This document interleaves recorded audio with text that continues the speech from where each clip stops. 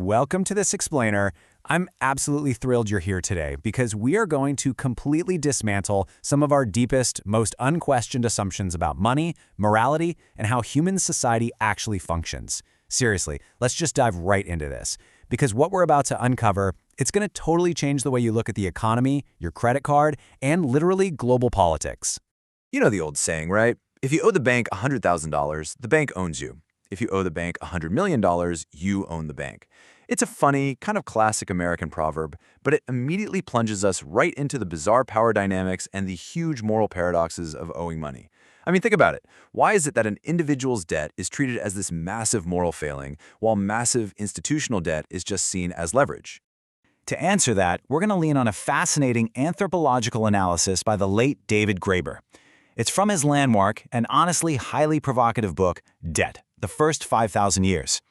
We're using his arguments today to see if debt isn't just some dry economic concept, but actually a tool that's been used to shape human history, organize power, and enforce political control over 5 entire millennia. It's wild stuff. Okay, let's jump into Section 1, the moral confusion of debt. So we need to start by questioning a widely accepted truism. Surely one has to pay one's debts. I mean, it sounds incredibly innocent, practically common sense, right? But where does that moral weight actually come from? Graeber's analysis points out how this exact phrase has historically been used to justify absolute, catastrophic cruelty. He gives this devastating example from his own anthropological fieldwork in Madagascar. Basically, because of austerity programs imposed by the International Monetary Fund, which were designed to strictly ensure Madagascar paid its national debts, the country literally had to cut funding for its mosquito eradication program. The result? 10,000 lives lost to a malaria outbreak. When the morality of a financial ledger supersedes human life, well, Graeber argues we are experiencing a profound moral confusion. Moving right along to Section 2, the myth of barter. Now, to understand how we got to a place where math somehow trumps human life, we have to correct a massive historical misconception. Look, we were all taught in school that ancient humans bartered, right? Trading 20 chickens for a cow, that kind of thing. Then, to make things more convenient, they invented money, and then finally they developed credit. But Graeber points out that anthropological evidence shows this is entirely backward, like completely upside down. The reality is that complex credit and debt ledgers existed thousands of years before the first physical coins were ever even minted. Early communities operated on these tight networks of mutual trust and owed favors. Actual barter, that only really happened between strangers who completely didn't trust each other, or when existing credit systems just violently broke down.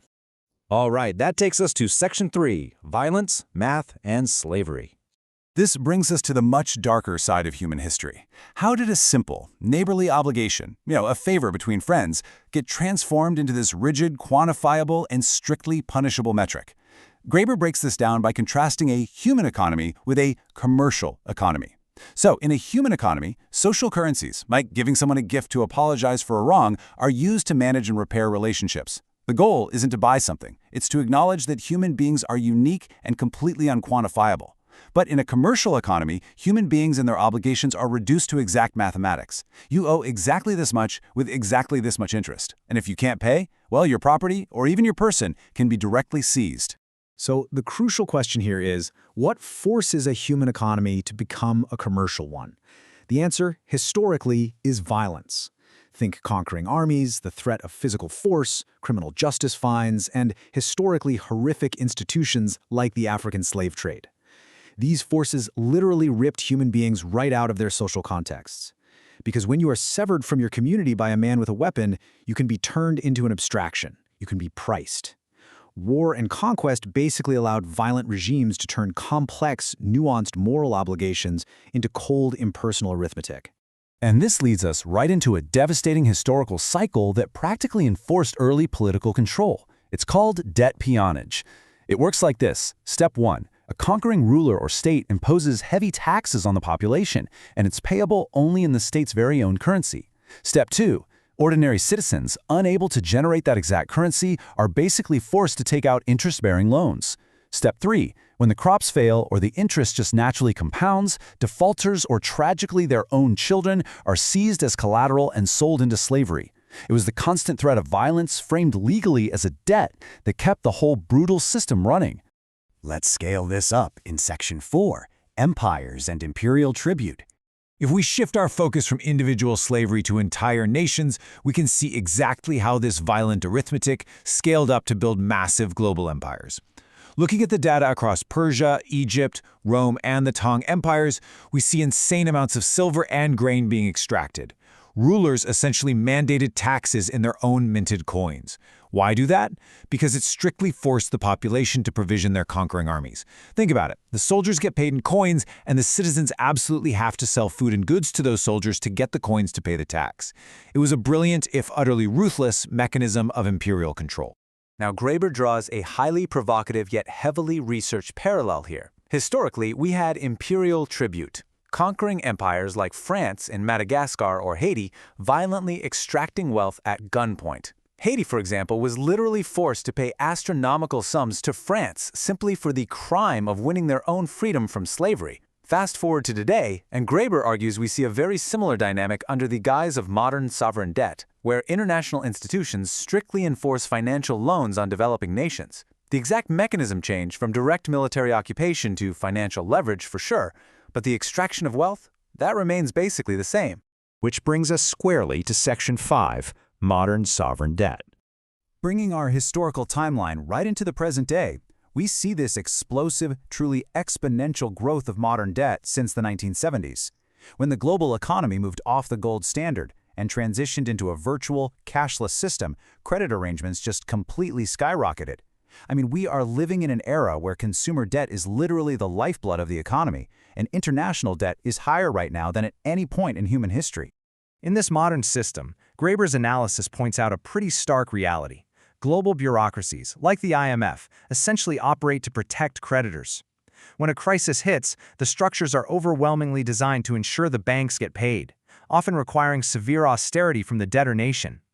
Debt functions heavily as a geopolitical tool today. But, and here's where it gets incredibly fascinating, the United States carries a foreign debt that completely dwarfs the entire Third World combined.